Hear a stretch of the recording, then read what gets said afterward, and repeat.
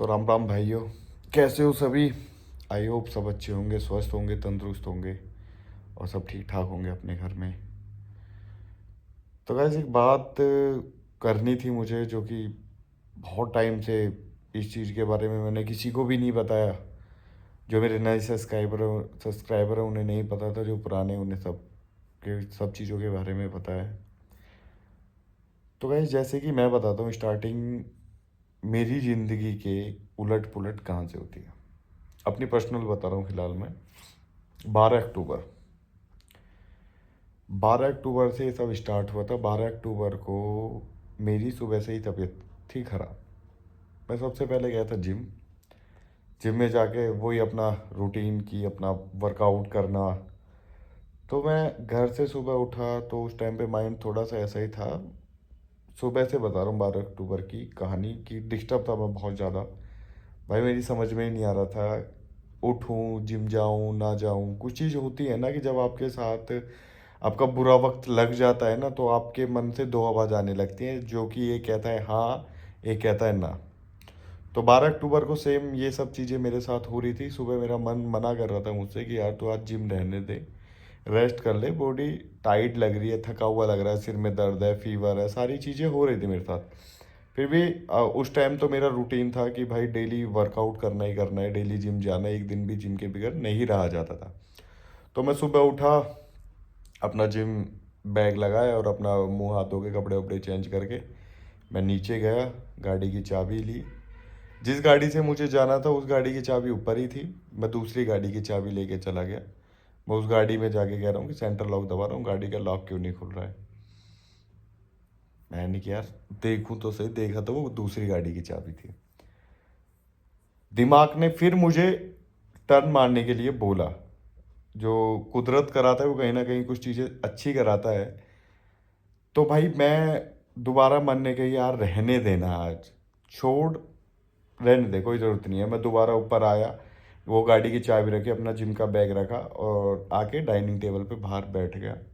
फिर मेरे दिमाग ने कि यार अक्की वर्कआउट मिस हो रहा है, आज इतने सारे काम है तुझे, चल कर ही ले यार, छोड़, अब तू रेडी हो गया, अब इन कपड़े को उतारेगा फिर दोबारा पहनेगा। मैं दोबारा अपनी उठा और जी गाड़ी की दूसरी गाड़ी की अपनी चाबी ली और जिम का बैग उठाया, मैं जिम के लिए निकल गया। जिम में गया, वहाँ फिर मेरा माइंड यही चीज़ सोच रहा था कि जिम करूँ कि ना करूँ। एक मिनट सॉरी, जिम करूँ कि ना करूँ यार, बड़ी चीज़ों के बारे में माइंड फिर वहाँ डिस्टर्ब रहा।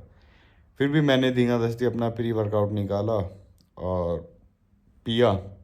और जैसे भी हो सकता था, उस टाइम मेरा मन नहीं था किसी भी एक बॉडी पार्ट को, एक मसल्स को टारगेट करने के लिए। मैंने मिक्स वर्कआउट किया, अपना दो दो एक्सरसाइज सबकी की। करने के बाद वर्कआउट में कतई भी, मतलब प्री वर्कआउट पीने के बाद भी मेरा मन हो ही नहीं रहा था जिम करने का। फिर भी मैंने धींगादस्ती वर्कआउट किया, वर्कआउट जल्दी ख़त्म करके अपना घर आया, डाइट वाइट ली।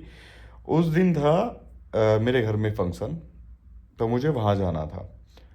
मैं वहाँ के लिए रेडी हो रहा था, मायला को ऑफिस जाना था। मायला ने बोला कि पहले मुझे ऑफिस छोड़ दो फिर आप चले जाना। मैंने कहा ठीक है। मैंने मायला को ऑफिस छोड़ा। मायला ने बोला तबीयत ख़राब लग रही है, चेहरा उतरा उतरा सा है। मैंने कहा चल, पता नहीं बॉडी टाइट हो रही है, इसीलिए जिम से आया हूँ, थोड़ा थकान सी हो रही है। इसने बोला ठीक है, जाके जल्दी आ जाना और आराम से रेस्ट कर लेना। मैंने कहा ठीक है। मैंने मायला को ऑफिस छोड़ा, मैं अपनी फैमिली फंक्शन में गया। वहाँ जाके मतलब मैं ऐसे ही थका थका सा रहा। मैंने आराम, मतलब थोड़ी बहुत देर सबसे मिला, फिर एक अलग रूम में जाके मैं लेट गया। मतलब जैसे जो भी मुझसे हो पा रहा था मैं वो काम कर पा रहा था, वरना मैं आराम से रेस्ट कर रहा था। फिर रेस्ट करने के बाद सारा प्रोग्राम ख़त्म हो गया, सब चले गए। तो मैंने भी सोचा चलो अब घर चलता हूँ। माइला का बार बार फ़ोन आ रहा था, तबीयत कैसी है। मैंने की बस ऐसे ही लेटा हूँ। इसने बोला जब तबीयत ज़्यादा ख़राब है तो हो गया सब ख़त्म, अब तू आ जा घर। मैंने कि आ रहा हूँ, ऐसे अच्छा नहीं लगता, थोड़ी देर और रुकूंगा। मतलब मेरा मन मुझे रोक रहा था और ये मुझे बुला रही थी। मैंने उस टाइम क्या किया, अपना सब प्रोग्राम ख़त्म हो गया। मैंने अपने कज़न से बोला कि ब्रो मैं जा रहा हूँ घर के लिए। उसने बोला ठीक है भाई, आपकी तबीयत अच्छी नहीं लगे आप डायरेक्ट घर जाना। मैंने की ठीक है। मैं वहाँ से निकला, गाड़ी में बैठ गया। गाड़ी में बैठा, मुझे घर आना था। माइला से जस्ट बात हुई थी, मैं गाड़ी में बैठा था। माइला की घर के लिए निकल लिया। मैंने कहा निकल लिया, मैं आ रहा हूँ। मैंने गाड़ी घुमाई और घर की तरफ मुड़े तो मेरे दिमाग में ऐसे ही वो शैतानी दिमाग मुझे बुला रहा था कि चल जहाँ पे मेरी पूरा टाइम मेरा इंतज़ार कर रहा था। मैं घूम फिर के भैया जाके अपने दोस्तों के साथ पहले प्लॉट में बैठा, वहाँ से उठ के अपने चाचा की जिम पे चला गया। वहाँ जाके बैठे, वो भी बैठे हुए थे, सब आराम से बैठे हुक्का पी रहे थे। मैंने कहा चाचा आप खाट से खड़े हो जाओ, मुझे पता नहीं बॉडी थकी थकी सी लग रही है, मैं रेस्ट करता हूँ। मैं वहाँ लेट गया, उन्होंने मेरे लिए जूस वूस भी मंगाया। एक्चुअली उनकी जिम में चल रहा था काम, तो उन्होंने बोला कि मैं थोड़ी देर अपना काम देख लूँ, तो आराम से लेट।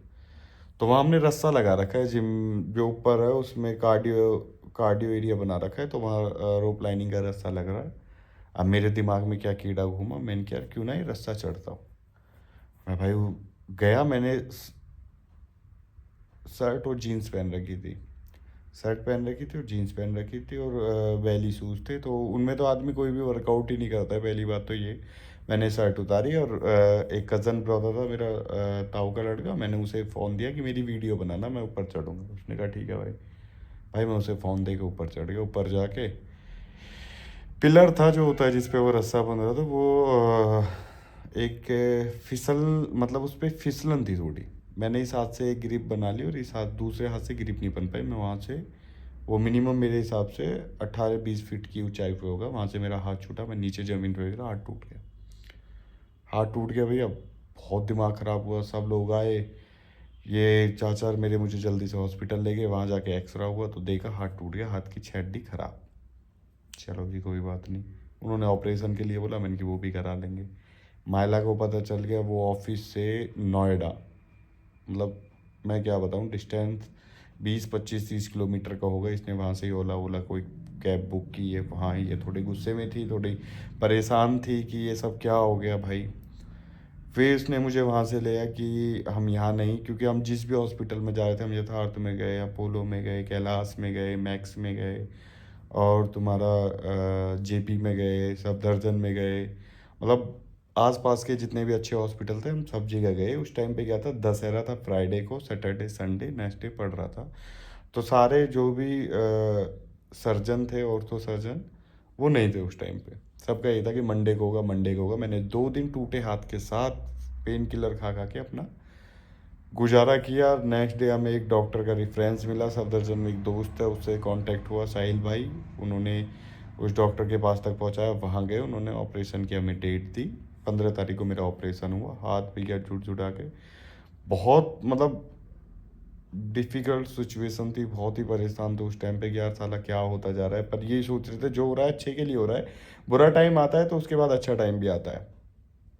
इस चीज़ को छोड़ते छोड़ते करते करते सोचते सोचते भाई पूरा अक्टूबर, पूरा नवंबर, और मतलब अक्टूबर से टाइम ख़राब स्टार्ट हुआ है। उसके बाद सारे बिजनेस में लॉस, सारी चीज़ें ख़राब होती जा रही हैं, मतलब कुछ भी है, सब चीज़ों में मतलब मेरा माइंड बहुत ज़्यादा डिस्टर्ब होता है। तो मायला है जो मुझे चीज़ें समझाती है, सिखाती है, थोड़ा सा मुझे कूल करती है।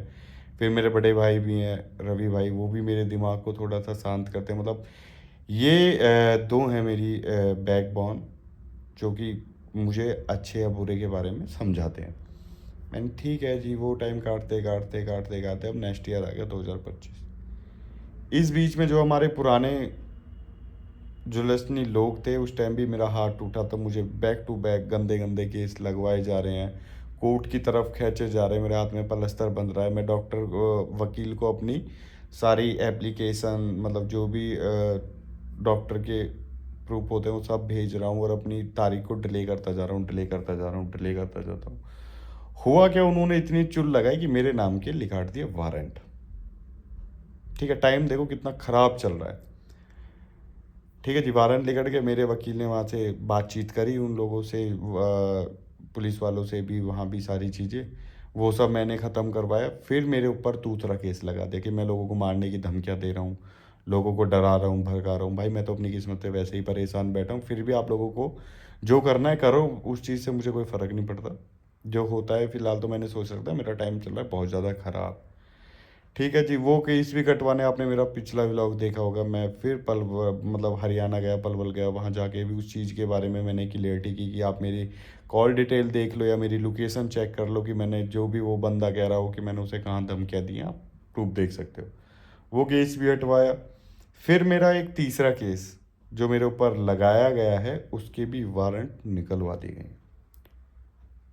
तो मतलब मैं ये सारी स्टोरी पता है मैंने आप लोगों को क्यों बताई है, मैं बताने का पर्पस क्या है आप लोग नहीं समझोगे कि पता नहीं पागलपंती क्यों ये हमें दिखा रहा है। तो वो बस ये था कि जब आदमी का बुरा वक्त चलता है ना, तो वो एक ही तरफ से नहीं आता है, वो हर तरफ से आता है।